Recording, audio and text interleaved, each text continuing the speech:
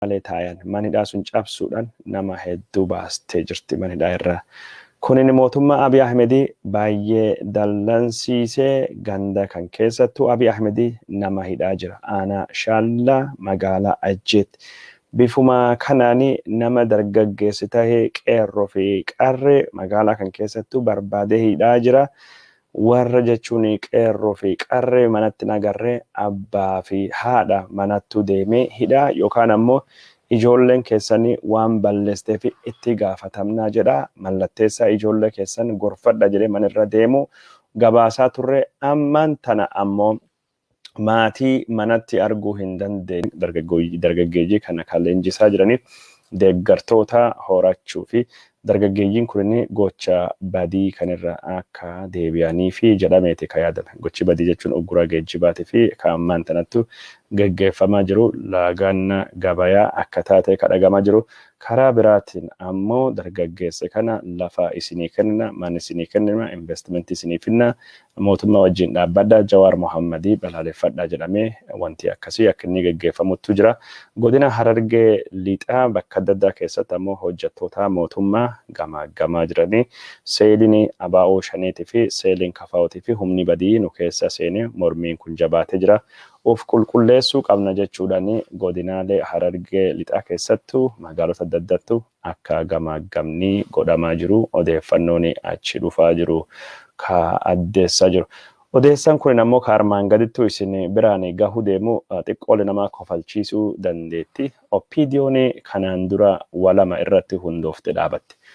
Tokkoffaa Oppiidiyoo tahuu fi nama Oromoo guutuu hin taane jechuun nama saba biraa makaa tahee Oromoo irraa sodaa qabu yookaan nama Oromoo irraa jibbiinsi qaba. Nama akkasii barbaadde. Nama dantaa Oromoo hin qabne, haajaa Oromoo hin qabne, nama Oromoo irraa sodaa qabu, sodaa jechuun saba biraa nam ta'e yookaan ammoo nama hojii hin qabne waan adda addaa rakkoo qabu dabalatti. Namni kun sodaa qabaachuu yookaan jibbiinsi qabaachuu qaba. Hedduun isaanii ijoollee Oromiyaa keessatti dhalattee guddisanii akkasiin ijoollee Oromiyaa keessatti dhalatte ka saba biraa ka siyaasaa jibbiinsa irratti hundaa'ee isaanii miseensa godhatan. Yoo Oromoo qulqulluu ka tahe taatee miseensi Oppiidiyoo ammoo amanamuu fi Oppiidiyoon dubartiin Oromoo ittiin bareeddu dubartii saba biraa fuudha. Dubartii Amaaraa fuudha yookaan ammoo dubartii Tigreettu heeruma. Maal jennaan dubartii Tigreettu heerumuun tokkoffaa Amaarattu heerumuun mootummaattu si dhiyeessa qarooma namaa fida yookaan ammoo jechuun beeka nam godha. Goota nam godhaa jedhamee waan yaadam tokkottu jira. Lammaffaa uummata kan keerra addaan si baastee kanaafuu amanamummaan ijoolleen kan keetillee Itoophiyaa taate si dhalattee guddatti. Atillee yoo Tigreettu heerumte bara durii jechuun dubartii Tigree qaba gara mootummaattu si dhiyeessiti. Yoo dubartii Amaaraa qabaatte warra mootummaa warra qaroomati ijoolleen dhalattu jechuun xabbaabii yookaan zareenya taateen guddattu Itoophiyaa taatee guddatti jechuudha. Oppiidiyoon garee warri dubartiin isaan fuudhani yookaan dubartii Amaaraa yookaan ammoo dubartii Guraagee ka warra akkasii taatee silxee dubartii Habashaa fuudhanii yookaan ammoo dubartii Tigree fuudhan jechuudha. Ammaan tan waraanni naannoo Tigraahii eegi dhalateen duubatti odeessaan kun akka inni bahutti Oppiidiyoon dubartii Tigree fuute fi Oppiidiyoon dubartii Amaaraa qabdu. Walittuu gaarreeffachaa jirti. Oppiidiyoon dubartii Amaaraa qabdu yeroo ammaan tana Oppiidiyoo dubartii Tigree qabdutti quba qaba warra kan ofirraa qulqulleessuu qabna jechuudhani. Oppiidiyoon ija shakkiitiin wallaalaa jirti. Warri Oppiidiyoo ka dubartii warra naannoo Tigraahii qabu yookaan dhalattoota Tigraahii qabu yeroo ammaan tana bifa shakkiitiin Oppiidiyoon warra dubartoota Amaaraa qabu laalamaa jedhameeti ka odeeffamaa jiru. Warri jechuun dubartoota yookaan ammoo jaarsa Amaaraa qabanii Oppiidiyoo gurguddoo tokkoffaa Abiy Ahmed faati. Lammaffaa Lammaa Magarsaallee warra Amaaraa qabu Adaanech Abeebee jaarsa Amaaraa qabdi. Oduun kun jechuun oduu nama ajaa'ibdu waan hammi Oppiidiyoo keessatti akkaataa Oppiidiyoon itti yaaddu akkaataa Oppiidiyoon itti herreddu waan nama agarsiisu. Warri jechuun hedduun isaanii dubartii Amaaraa qabanii warra dubartii Tigree qaban keessa pirezidaantii Itoophiyaa duraanii ka ta'anii ammas paarlaamaa Itoophiyaa keessallee aangoo guddaa qabaa ka ture Mulaatuu Teshoomeefaa gareen dubartii Tigree qabdu OPDO'n alatti jechuun Hayilemaariyaam Dassaalany fa'aa ka dubartii Tigree qabu. Hayilemaariyaam Dassaalany iyyuu kan inni dhiyoo kana Abiyyi Ahmed bira dhaabbatee akkasii dubbatee fi seenaa isaa kan wayyaanetii fi haadha manaa irraa of fageessuu fi jedhameeti. Haadha manaa Tigree qabaachuun bardurii haadha manaa Tigree qabaachuun bardurii waan gaarii ture. Aangoottu si dhiyeessa. Ammaan tana haadha manaa Tigraahi yookaan nama Tigree qabaachuun liabilityidha jechuun waan hin taane waan gaarii miti. Kanaafuu amanama tahuu fi Tigree balaaleffachuu qabda, wayyaanee balaaleffachuu qabda. Amanama tahuu fi seenaa Ihaadigii akka malee arrabsuu qabda. Amma jechuun OPDO keessatti gareen kun lamaan gareen dubartii Tigree qabduu fi gareen dubartii Amaaraa qabdu walitti gaarreeffattee jirti. OPDO'n bultii warrallee siree warrallee qiyaamaa itti tahuutu jirti jedhee odeessanii keessi beekan kunini odeeffannoo akkasitti arge. Odeeffannoo jechuun eenyutti dubartii Amaaraa qaba, dubartii Tigree eenyutti qaba kan jedhullee odeessaa bal'aadha. Wanni kun jechuun OPDO keessa rakkoo jira. Kanaan dura yoo isa yaadattan taate ji'a waggaa tokkoon akkasii dura Abiy Ahmed warra OPDO recruit warra gootan warra OPDO warra jechuun ammaan booda miseensi taha warra sabaa fi sablammii adda addaa keessaa bahee fida malee nam ilaalcha Oromoo qabu sabboonummaa qabu qulqullichoo fidanii ilaalchi Itoophiyaa hin fudhatu. Kanaafuu warra wal makaa fida jedhee Abiy Ahmed dubbachuun isaa ni yaadatama. Abiy Ahmed inni mataan isaa ani bu'aa abbaa Oromootii fi haadha Ortodoksii Amaaraa ofiin jedhee ofima. Pirezidaantiin mootummaa naannoo Oromiyaa yookaan cunduurtichi Oromiyaa bulchu Shimallis Abdiisalleen abbaa Oromootiif haadha Amaaraa irraa akka dhalate hedduu warra wal makaadha. Wal makaa ta'uu warra Oromoo rakkoo waan takka hin qabu. Dubartii Tigree illee fuudhuun rakkoo waan tokko hin qabu. Dubartii Amaaraa illee fuudhuun yookaan dubartiin kennu warra illee heerumuun akka rakkooti miti. Garuu wanni rakkoo tahe isaan nama waan kan qabu barbaadanii jibbiinsa Oromootii fi hammeenya Oromootiin mataa nama xaxanii hawaasa jidduuttu waan gos kana jiraachisu warrattu nama ajaa'iba jira. OPDO'n yeroo ammaan tana haala gos kana keessa akka jirtu kan dhagahamaa jiru.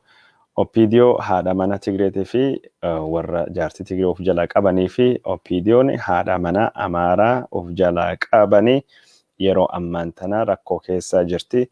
OPDO haadha mana Tigree of jalaa qabanii icciitii baasti marii irratti hirmaachisuu hin qabnu. OPDO'n haadha mana Tigree qabdu odeeffannoo nu jala baaste odeeffannoo sensitive tahe odeeffannoo dhoksaa ka waraana yookaan ammoo ka basaasa warra Dabratsiyoonitiin faa gahuu danda'an jechuudhaani yeroo ammaan tana pirezidaantii Itoophiyaa ka duraanii Dr. Mulaatuu Tashoomee maqaan isaa Girmaa Tashoomee duratti Mulaatuu Tashoomee akka jechuun walgahii durii irrattu argamu irrattu akka hin argamne warri haadhi manaa isaanii Tigree ta'anii warri haadhi manaa isaanii Amaaraa ta'an jidduutti wal dorgommiitti dhufaa jire. Amma jechuun OPDO keessatti wanni Tigraahii taate hunduu jibbamaa jirti. Kunillee odeeffannuma gurruma isin buusuu fi qoosaa fakkaatti wanni kun cuftin iyyuu. OPDO'n karaa hundaanuu relationship warra kiraayisisii keessa jira, dinagdee warra kiraayisisii keessa jira, siyaasa warra rakkoo keessa Ahmedii Tiwiiterii irrattu maxxanse maaliif Tiwiiterii irraa kaase wanni beekamin jiru garuu barreeffamni afaan Faranjii sunini dippiloomaatota hawaasa addunyaatii fi ka xiyyeeffate yoo ta'u barreeffamni afaan Amaariffaa yoonni barreessu warra Daani'eel Kibratiifaa warra jechuun biyya keessa ka ilaalcha siyaasa gara mirgattuu cillaanfata qabuu fi ka qophaa'uu tahuutti dubbatamaa ka afaan Faranjii dippiloomaatonni ammaan tan Abiy Ahmedii balfanii namichi kan akka hancufattu jedhanii tufanii jiran. Kanaafuu waan fedhi yoo godhe hawaasi addunyaan dhagaa jiree waan ofitti namannee fi deebisee haqee jira. Abbaa fedhettu dhumataa malee nutti diigamaa malee Itoophiyaatti farsi makkum jedhe san kalee Itoophiyaan hin diigamtuu jechuu bira bahee darbee lubbuu fedhettu bayaa malee waraanii naannoo Tigraahii irrattu geggeeffamuu hin dhaabbatu. Abiy Ahmed wanni nu dhaabaa hin jiru waan balleessinaa malee waan dhumatutti dhumataa malee waraanii naannoo Tigraahii irrattu baanamuu dhaabbachuu hin deemu jedhee dubbatee jira. Kunin waan akka malee nama ajaa'ibu garuu waanuma akkas jedhee barreesse kana afaan Ingilishtiin ka barreesse kaasee jira. Ka afaan Amaaratiin barreesse irrattu tarkaanfini dhuma fudhatamuu deema. Ajajii kennamee jira. Balbalti araaramaa cufamee jira. Amma waan kana hundaayyuu karaa humna waraanaatiin fixnaa sa'aatii 72 kennine keessattuu milishoonni naannoo Tigraahii hedduun harka kennatanii jiranii warri kun galatooma tarkaanfii Tigraay irratti fudhachuu deemnu kana uummatii nagayaa bakka uummatiitti walitti qabamu bakka bataskaana manneen barnoota bakka gabayaa fa'a irraa of qabaman keessanii hin bahinaa. Waraan kana daddafnee fixnee balaa isin irratti dhaqqabu xiqqeessinaa. Balaa isinirratti dhaqqabu xiqqeessine karaa jiru keessa nagaatti deebitanii haleellanii amma tangoonu manneen barumsaa bakka amantii bakka seenaa qabeessa hambaalee adda addaa ka akka hin tuqne tarkaanfiin godhamuu fi miidhaa uummata bal'aa xiqqeessuu fi ka carraaqnu jechuudhani Abiy Ahmed karaa feesbuukii isaatiin waraanii isaa dhaamsa sa'aatii 72 harki kennadhaa sun waan dhumatee fi waraanii jalqabee jira marsaan sadaffaan kadhumaa jedhee akkasittuu barreesse. Abiy Ahmed jechuun sa'aatii 72 kennuun kunni sa'aatii jechuun yeroo sadaffaa fi kenne ka jalqaba sa'aatii 72 keessattuu waraana fixnaa jedhee achiin dubattu sa'aatii 72 biratti waraanii 71 eegi deemen dubattu gaddeebi'ee harka kennadha junta naannoo Tigraayitii fi sa'aatii 72 kennaa jedhee ture. Ammaan tanallee deebi'ee sa'aatii 72 biraa kennee jira. Sa'aatiin 70 kun jechuun sa'aatii 72ffaa sa'aatii sadaffaa kennamuu isaati akkasittuu deemaa jira. Abiy Ahmed sa'aatii 72 sa'aatii 72 sa'aatii 72 sa'aatii 3 kennee jira. Waan fedhettu dhalata nama fedhettu du'a malee wanni Tigraahii meeqalee qabachuudha duubatti nu deebisin jiru yakkamtoota fixuu yookaan ammoo seera dhiyeessuudha. Wanni duubatti nu deebisin jiru Abiy Ahmed jala jira. Warri habashoota garee nafxanyoonni ummatii Tigraahii keessattuu ka magaalaa Meqalee persentii tokko gadi ummata Itoophiyaa persentii 4 gadi yoo ummatii kun badeeyyuu maaltu rakkoodha magaalaa Meqaleeyyuu barbadeessachaa jiran. Dakkan waa hundaayyuu daaraa godhe. Nama ajaa'iba nama ummata akkasii waliin jiraachaa jirra. Ummata amantii gosa tokko waliin qaban Ortodoksii masqal gosa tokko waliin dhuungatan. Bataskaan Aksum Tsiyoon Maariyaamii ka seenan kiristaanummaa itti jalqabe biyya jirtu biyya jechuun afaan aadaa gosa tokko walirra dhalatanii Amaaraan Tigreerra dhufte yookaan ammoo warri lachuu Gi'iizirra dhufe maddi tokko qabaa waliin jedhama.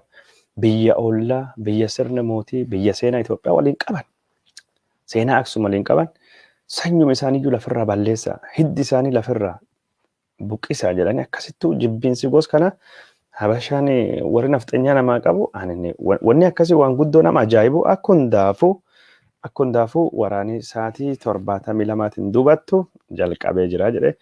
Abiy Ahmed sa'aatii 72 kenneefii jira dhugaanu. Sa'aatii 72 hin kennine. Har'allee wal lolaa turan. Dirree adda addattuu waraanii gaggeeffamaa ture. Kaleellee wal lolaa turanii guyyaa dheengaddallee wal lolaa turan. Sa'aatiin 72 jechuun guyyaa 8 jechuudha. Guyyaan tokko 84 qaba. Guyyaa 8 wal lolaa turanii waraanii dhaabbatanii jiru. Silaa sa'aatii 72 jechuun waraan waliigaltiilee godhame gargaarsi namoomaatii fi yookaan ammoo midhaan namaa dhiyeessuu fi madoolee wal jijjiirrachuu fi du'aa reef kaafachuu fi waraanii dhaabbatee waraanii eegi dhaabbateen dubatti sa'aatii walii kennanii harka kennatu malee wal lolaa sa'aatii 24 isinii kenne 72 isinii kenne hiika waan tokko hin qabu lolii hin dhaabbanneeyyuu inumaayyuu warri naannoo Tigraahii waraana kanaa biyyi kadhaabe fi reeffa nama isaa lafirra guurrachuu fi waraan isaa deebisee ijaaree haleellan irratti dhaqqabsuu fi waraana kana sa'aatii 72 ufumaaf jedhe dhaabbatee jechuudhaani dubbatame jira. Magaalota naannoo Tigraay Kaabijii To'adhi jedhu keessattuu reeffi nama karaa saatalaayitiin baay'ee mul'achaa ture jechuudhaani warri suuraalee saatalaayitii laalanii xiinxalan akkasuma xiinxalan dhiyeessaa turanii Abiy Ahmed waraan isaa guruup godhuuf yookaan ammoo waraan isaa walitti qabatee deebi'ee waraan bittinnaa'ee faca'ee kamadoolee kaafatee humna dabalataa argatee lolaa jira malee waraanii hin dhaabbanne jechuudhaan dubbatama jiranii warri naannoo Tigraay har'i jechuun injifannoolee gurguddoo argannee jirra injifannoo arganne kanaani magaalaa Hawuzenitti warra Abiy Ahmed dhiyoo kana generaalota Abiy Ahmed dhiyoo kana gara Tigraayitti bobbaase keessaa tokko madeessinee jirra jechuudhaani akkasittu dubbatamee jira. Karaa biraatiin ammoo karaa raayyatiinis akkasumas waraana banameen warri Tigraay injifannoo gurguddoo arganne jirra. Karaa Aduwaatiif Aksuumii karaa sunillee waraanni jiruun injifannoo arganne humna diinaa bittinneessaa jirra jechuudhaani akkasumattuu dubbatamaa akkasumatti odeeffamaa jira. Kanaafuu injifannoo gurguddaa arganne injifannoo kana cimsachaa ummati Tigraay akkuma jiruun biyya isaa ittisuu fi yookaan ammoo biyya isaa badii irraa hambisuu fi qabsaawaa jira jechuudhaani warri naannoo Tigraay akkasittuu dubbachaa jiranii. Waraanni kunin waraan taphaa ta'uu hin deemu. Meqaleen uf ittisuu deemti. Waan gosa kanattuu jira. Abiy Ahmed tarkaanfini dhumaa fudhatamuu deema sa'aatiin 72 ka warra Tigraayitii fi kennine sun dhumatee jira jechuudhaani akkasittuu labsee jira. Karaa biraatiin ammoo waraanii warra Eertiraalleen humni dabalataa gara Tigraayittuu akka dhufaa jiru maddeen hedduun gabaasaa jiranii. Daawwattoota keenya jaallatamoo fi kabajamoo sagantaan waraana naannoo Tigraay irrattu olaantummaa seeraa kabajsiisuu fi gaggeeffamaa jiru sa'aatii dhumaa sadarkaa dhumaa seenee jira. Ajajni waraanaa fi kennamte magaalii Meqalee karaa hundaanuu haleelamuu deemti.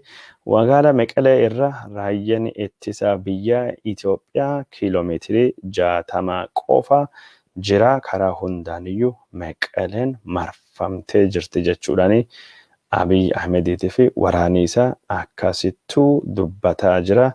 Waraana kanaan maaltu dhalachuu deema jenne yoo gaafannu waraana kanaan waraanni kun waraana akka malee dhiiga lolaasuu dandayu, dhiiga buusuu dandayu. Waraanni kun dhumii isaa itti baay'insiisa magaalaa Meqalee to'achuudha. Magaalii Meqalee magaalaa akka malee guddooti. Magaalaa ummata miiliyoonii wadhakkaa ol qabdu. Waraanni kun balaa guddaa buusuu danda'a. Maal jennaan warri Tigraay kun mo'atamanii magaalaa Meqalee marfamtee magaalaa keessatti waraanni ta'uu danda'a. Waraan keessatti magaalaa keessatti godhu magaalaa keessatti ammoo loluu dandeettii qaban warri kun. Walaan riphee lolaa beekanii Meqaleen akka jechuun Mogadishuu, Meqaleen akka Baagdaad yookaan Meqaleen akka Hamaafa yookaan akka Idlib akka hin taane sodaan jirtu. Akka jechuun Aden fa'a akka hin taane biyya Yemen jechuudha. Yookaan Kabul, Jalalabad yookaan Mazar-e Sharif akka hin taane sodaan guddaan jirtu akkasittu jira. Warri Tigraay mo'amuu ni danda'a. Maal jennaan Itoophiyaa keessatti wanni rakasa lubbuu namaati. Abiyyi lubbuun namaa akka baala fixeessattu yoo harcaate sodaa rakkoo waan tokko hin qabu. Injifannoo irra turuudhaan ni mootidha. Inni mootidha. Yoo namilleen dhumate gaara shantarar Itoophiyaa bulcha. Inya bintafam Itoophiyaatti nooraan lechede. Abiy Ahmed beekta waan inni haasawa waan qoosate. Inni Itoophiyaa ofii qofa itti hafee bulchu. Itoophiyaa Robinson Crusoe. Itoophiyaa gosuun yoo namni dhumate Itoophiyaa wanni jedhamu bulchu wanni jedhame bulmaati mootummaa wanni jedhamu hin jiru. Hin barbaachisu jechuudha. Namni tokkotu jira ka duri seenaa Ingilizaa keessatti Robinson Crusoe jedhama. Ka gaara tokko keessa jechuun jiddoola bishaan lafa jirtu keessa qofa. Yakka waraanaa fiduu danda'ame maqaan isaa akkasiinuu ka'ee qeeqamaa jira. Abiy Ahmed kabadhaasaa Noobelii nagayaa argate waggaa tokkoon duratti maqaan isaa faarfamaa ture. Har'a Abiy Ahmedii sun Abiy Ahmedii ambaasaaddarri nagayaa, Abiy Ahmedii dippiloomatiin, Abiy Ahmedii qaroon, Abiy Ahmedii gamtaan Awurooppaa Ameerikaan faarsu, Abiy Ahmedii Arabii gamtaan Afrikaa faarsuun hin jiru.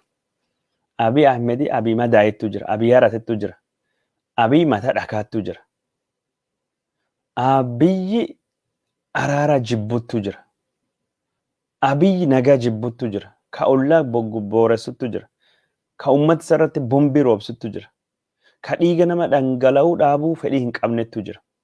Abiy har'a maqaan isaa akkamiin ka'e? Waraan waliin ka'e. Abiy maqaan isaa akkamiin ka'e? Duguugga sanyii wajjin ka'a. Abii maqaan isaa akkamiin ka'e yakka waraana wajjin ka'e. Abii maqaan isaa akkamiin ka'e ICC wajjin ka'e. Abii Ahmed maqaan isaa akkamiin ka'e nama Noobeelii maqaa balleessu wajjin ka'e. Abii maqaan isaa akkam namicha araar dide. Abii maqaan isaa akkamidha biyyi diddiigamaa jirtu biyyi faffaca'aa jirtu. Abii maqaan isaa falmitoota siyaasaa hundaayyuu nama hidhe. Abii maqaan isaa akkamiin ka'e nama filannoo dabarse. Abii maqaan isaa akkamiin ka'e nama naannoo isaa waliin mariif jechuudha waraana uummata isaa irratti labsee har'a uummata isaa irratti boombii roobsaa jiru. Nama dhimma abbayyaa ollaa wajjin nagaan furachuu hin dandeenye. Nama ollaan walii galaa hin jirre Abiy Ahmed. Nama jechuun waraana biyyaatti fedhe humni biyyi isaa mootummoota gamtooman keessaa baasaa jirudha. Maqaa hamaan kaa jira. Dinagdeen isaa hin jiru.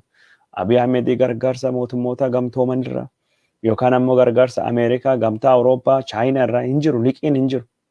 Investoroonni biyyi isaa dhufaa hin jiran. Nami jechuun boondii biyyi isaa bitachaa hin jiru. Abiy Ahmed madaa'ee xuraa'ee yaratee jira. Biyya keessattuu jibbamee jira. Abiy Ahmed Reuters sarreewwan barreessa. Aljazeeraanis barreessa jira kanaan duratti. Abiy Ahmed biyya keessatti deeggarsa dhabee jira. Yaadii isaa Itoophiyaa first ka jedhu yookaan ammoo yaadii naftanyaa kan deebisuu barbaadu Itoophiyaa keessa baay'ee jibbama sabaaf sablammii birattu. Sabaaf sablammiin mirga waggaa 27 argatte kan dhabuun barbaaddu Abiy Ahmed kaayoo isaa fudhachaa hin jirtu. Abiy Ahmed naannoo Amaaraatti na deeggara jedha. Amaaraallee keessa warra magaalaa qofattu deeggara. Finfinnee fi warra magaalaa. Hundeeni mootummaa Abiy Ahmed xiqqaadha. Abiy Ahmed borii qormaatii guddaan warra Amaaraa kan inni aangoottu fide kana. Abiy Ahmed qormaatii guddaan isa nafxanyoota. Warra inni waadaa seeneef Amaaranii Itoophiyaa isinii lafa keessa risti isanii deebisna walqaa tsegede raayyaa jedheen yoo sun hin deebisneef Amaaris nyaachuu deema. Namni Amaaraa akka baalattu harca'e. Izeemaa nafxanyaan ammoo federeeshinii diignaa beerannaa beerasee balleessinaa Oromiyaa diignaa yoo sun hin deebisne warra wajjin maali? Balaa keessa seene. Yoo ammoo federeeshinii Oromiyaa diig sabaaf sablammii keessa balaa keessa seene. Abiy Ahmed jiruun isaa ammaan booda jiru ibiddaatii fi jiru hamtuu keessa seenee jira. Garii inni socho'u hin jiru. Garii inni xiixu hin jiru. Asiin hudduu achiin lubbu. Abiy Ahmed garii isa qabatanii garii inni qabachuu danda'u hin jiru. Maal ummata hundaa ofittuu kakaasee Itoophiyaa mada siyaasaa durii dullacha siyaasaa fedhee itti fayyadame biyyi diigaa jira. Ummati Tigraayitii fi ummati Amaaraa akkamiin biyya keessa akka warra waliin jiraatu